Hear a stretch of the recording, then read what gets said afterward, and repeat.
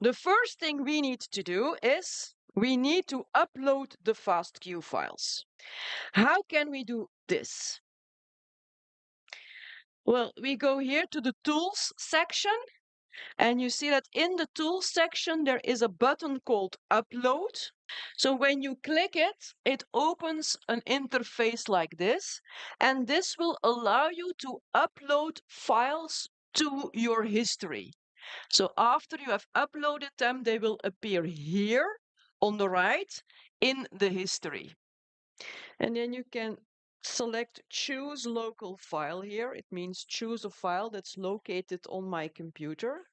So you can click this, you can select the file, you can open it, and then you will see it here in the Galaxy user interface. It will tell you the name of the file, the size of the file, and then you will have to tell him what kind of file this is. Recent data is always FASTQ Zanger. So you scroll down here.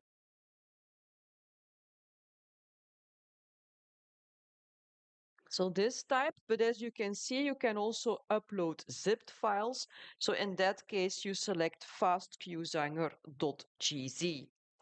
And here you have to tell him which organism it is. So you start typing, and then you can select the correct genome that you want to work with. And then you can click the Start button, and then the upload will start. You will see it here. So this will show the progress of the upload. Once you get to 100% here, the file will appear here in your history. And you see that you have a regular upload and you have a collection upload. What's the difference between these two? In these histories, you can have one input file, one FASTQ file, but you can also have multiple FASTQ files. And when it's multiple FASTQ files, it's called a collection. Uploading your multiple FASTQ files as a collection has a big benefit, because if you want to run tools and there are individual files in your history, it means you will have to run the tool multiple times. So we're going to use a tool called Tremomatic later on. If my data sets are not a collection, but they are individual FASTQ files in my history, I will have to run Tremomatic n times, once for every data set. And it will be a lot of work because every time I have to set the parameters.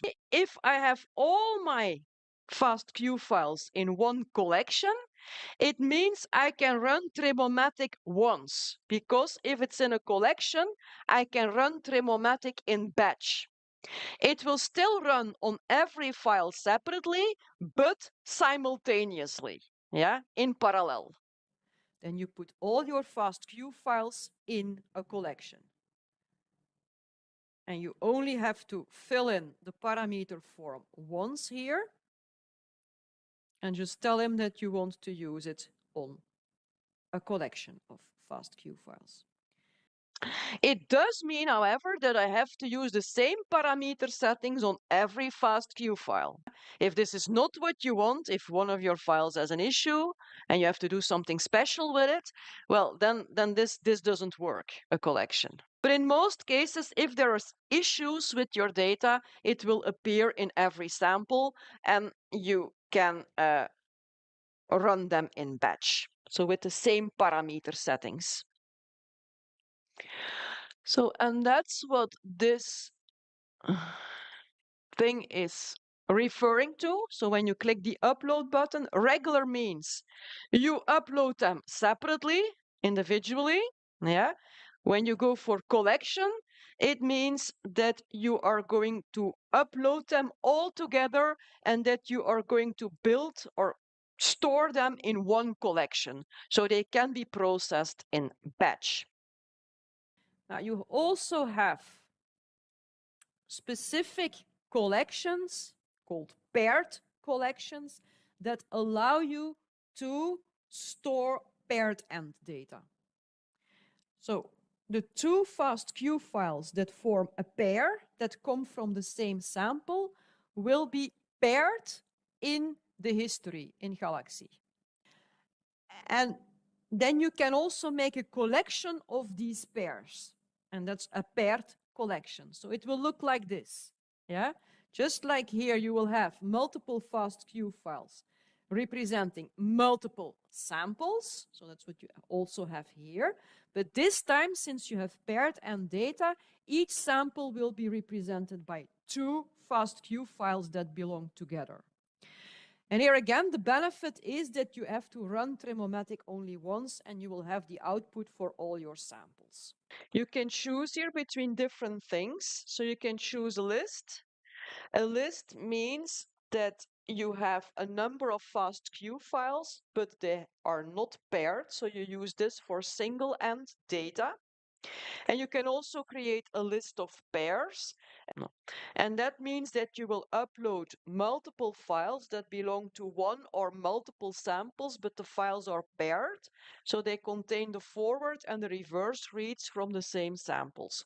This is what you use when you have paired end data. So let's take a list of pairs here. So then you choose the files from your computer. So I'm going to take 2 files from my computer.